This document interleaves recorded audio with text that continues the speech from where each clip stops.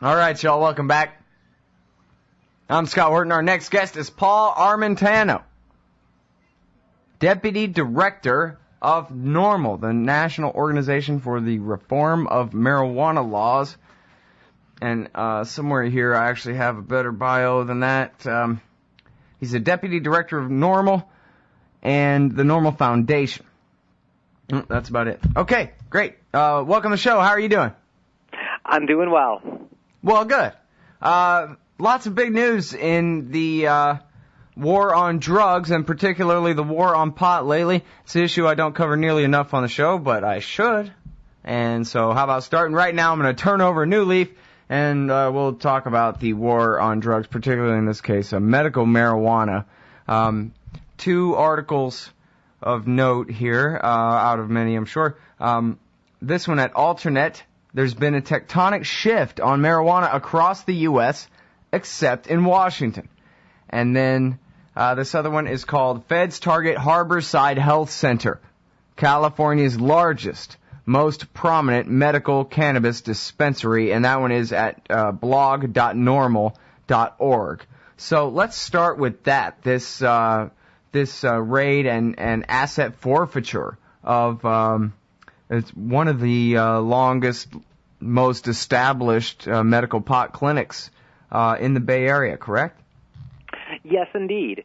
And the federal government's threats to seize the property of Harborside Health Center is really simply the latest action in what has been a consistent trend, particularly over the last couple of years, for this administration to, on the one hand, publicly say that it's not interfering in state medical marijuana laws, while on the other hand, it is running roughshod over state medical marijuana laws. Yeah. Well, it's just like the FCC. The Republicans completely left pirate radio in Austin alone for 8 years. And then the Democrats, in the Clinton years, and then as soon as Barack Obama came into power, blam, here comes the crackdown. Sort of like the escalation of the Afghan war. They're trying to prove what tough guys they are. Do you respect them more now? Well, what's so ironic about this is that many of the most prominent and largest medical marijuana-related dispensaries and facilities in California, they not only survived, but they thrived during the G.W. Bush administration, whether we're talking about Oaksterdam University or the Berkeley Patients Group or Harborside Health Center. But these same institutions will be lucky to survive Obama's first term. And as I said, what's really so notable about this is that just last month, the Attorney General, Eric Holder, was testifying before Congress. He was asked specifically by members of Congress whether the policy of this administration was to take a hands-off approach to those that are compliant with the medical marijuana laws of their states, of which we now have 18 states that recognize the medical utility of cannabis. And Eric Holder told Congress flat out that this administration is not targeting those unless they are afoul of state law, and that is simply not true. This administration cannot even admit that it is going after individuals who are compliant with the medical marijuana laws of their states, but they have been doing so consistently almost since this administration took office. Yeah, well, now maybe like the Praetorians, the DEA have just gone rogue. I've heard that theory, and clearly the DEA Really? is involved and is pushing for this sort of a crackdown, but you need to look and see how coordinated it ultimately is. We know that the Department of Justice... Wait a minute. Do you really have Democrats saying that poor Eric Holder can't control the DEA, and that's their defense of this administration? Seriously? Oh, sure. I've heard that excuse given a number of times. Because that was just being ridiculous, you understand. But it overlooks the fact that several months ago, the ATF issued a bulletin saying that no licensed dealer of firearms could sell a firearm to someone who has a registration to use medical marijuana. It overlooks the fact that the Department of Treasury has gone after banks that have accounts with these institutions and have caused the banks to no longer accept accounts from medical marijuana-related dispensaries or other institutions. It overlooks the fact that, as I mentioned, we have the Department of Justice sending out these civil asset forfeiture letters and threats to literally hundreds of dispensaries in states like California and Colorado that allow these sort of activities to take place. This is literally a well-coordinated effort of a whole alphabet soup of different federal agencies, and obviously it's got to be coordinated all the way at the top. Yeah. So is there anything that the states are doing at all to defend these businesses from the feds? It's interesting because we've seen, even within the last couple months, the lawmakers in Connecticut just recently enacted legislation that said we as a state are going to acknowledge the medical use of marijuana, and we're going to license individuals to produce and dispense medical marijuana. Rhode Island just a few weeks ago passed legislation saying we as a state are going to license and dispense individuals and institutions to distribute medical marijuana. Vermont is taking applications to do so. So we've seen a number of states that simply are bucking what the feds are doing and saying, we're just going to go ahead and do this, and essentially drawing a line in the sand and daring the federal government to intervene. Now, in many of these states, the federal government has not intervened. It may surprise a lot of your listeners to know that Maine, for instance, gives licenses to individuals and institutions to grow and dispense medical marijuana. Maine's been doing this for some time. The federal government, maybe they're not aware what's going on in Maine. Maybe they don't care. I don't know. I've never seen any clear articulation from this administration as to what their policy even is regarding medical marijuana. New Mexico, for many years, has licensed individuals and institutions to grow and dispense medical marijuana. And as I noted, a number of other states are getting involved in this process as well. Meanwhile, the federal government is largely fixated on California. Well, what's really the point? Just trying to make an example out of somebody, or it's a particular agent's beef, or what's going on? Well, here's clearly an instance where we have compassion and common sense coming up against decades of drug war orthodoxy. Mm-hmm. And predictably, when those two collide, it is the drug war that trumps science, that trumps compassion, that trumps common sense. That's the way this policy has been for decades, and then that's the way this policy seems to be moving forward, despite the fact that, as I discussed in the recent article you cited on Alternet, when you look at the national public polling on this issue, it couldn't be any clearer that the public itself is fed up with this behavior, that the public itself wants to end the federal government's drug war, at least as it pertains to marijuana, whether it's medical marijuana or simply somebody who wants to use marijuana for their own personal use. The public couldn't be any clearer on this, and Washington, or those inside the Beltway, for whatever reason, are refusing to get that message. They're playing from a playbook that's 20 years old. Mm-hmm. Well, older than that even. Maybe. Richard Nixon. All right, so it's Paul Armentano. Tano? Which is it? I'm sorry. Tano. Paul Armentano, and he's at NORML, the National Organization for the Reform of Marijuana Laws, normal.org, and they've been doing really good work on this issue for a long, long time. Of course, we were about to have to take this break. Could you tell us real quick how that people can support NORML? And then when we get back, we'll talk a little bit more about some of the recent federal action. Sure. They can go to our website at www.norml.org and click on the button ACT, which will let them donate. ACT, right there, so that you can take part. The National Organization for the Reform of Marijuana Laws. Hold it right there, Paul. We'll be right back after this with Paul Armentano. Tano? All right, y'all, welcome back. I'm Scott Horton. Website is scotthortonshow.com.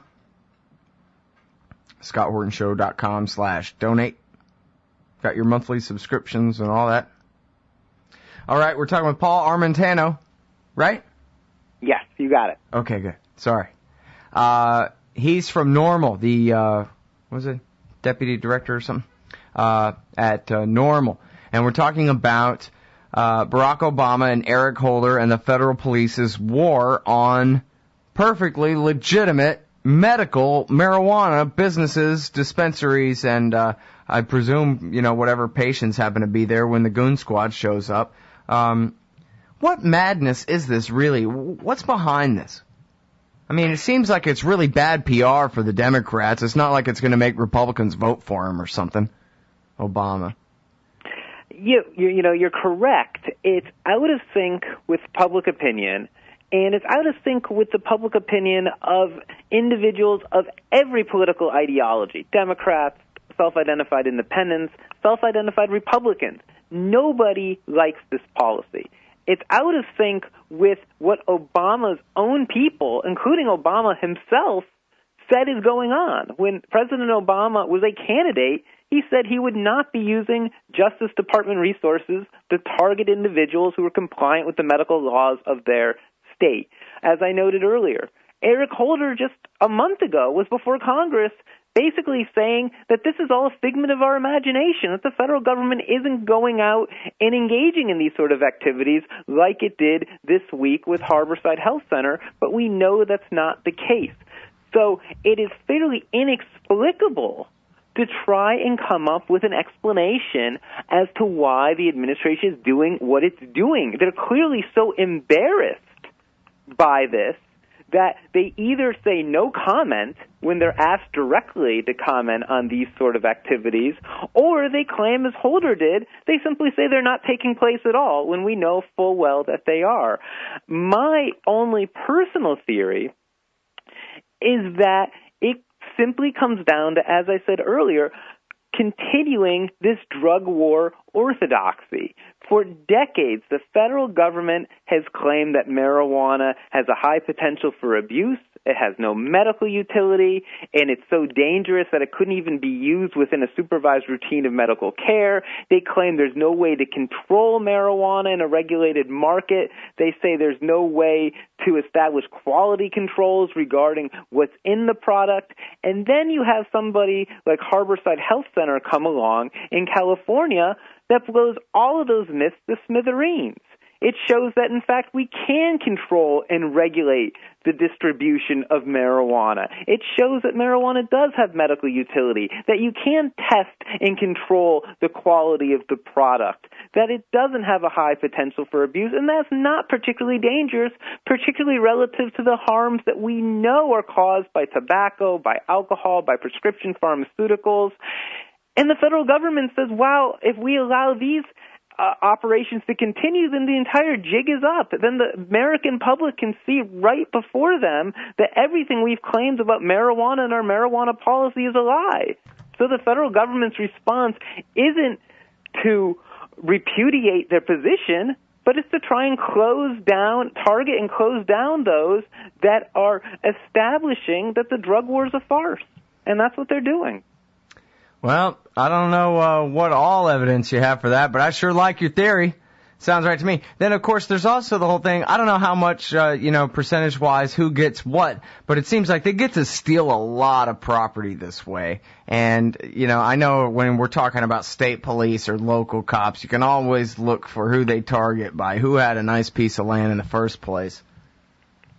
Oh, no doubt. Obviously, when it comes to asset forfeiture, law enforcement has a vested interest in carrying out these activities because they get to divvy up the profits from the assets that they seize. And as I'm sure many of your listeners know, the burden of proof is far lower in an asset forfeiture proceeding because this is a civil action.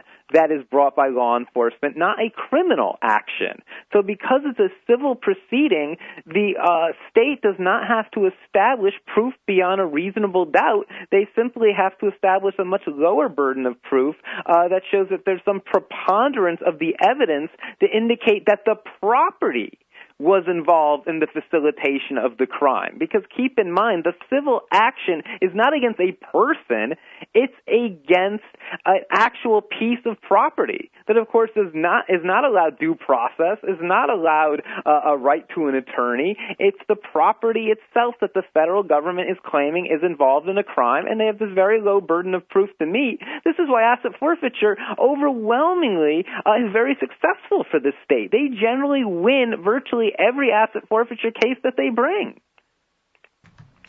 Yeah, well, and that's the thing, right? A lot of times, at least so I've heard, people can't even find a lawyer who's willing to try to sue them. I mean, so you have somebody who owns enough, has enough wealth that when they come and take a lot of it, he's still got enough to try to sue, even though he knows the burden is on him, to now try to sue and prove that his property is not guilty and get his property back. He can't even find a lawyer who's willing to try it because the odds are so stacked against it. Why bother?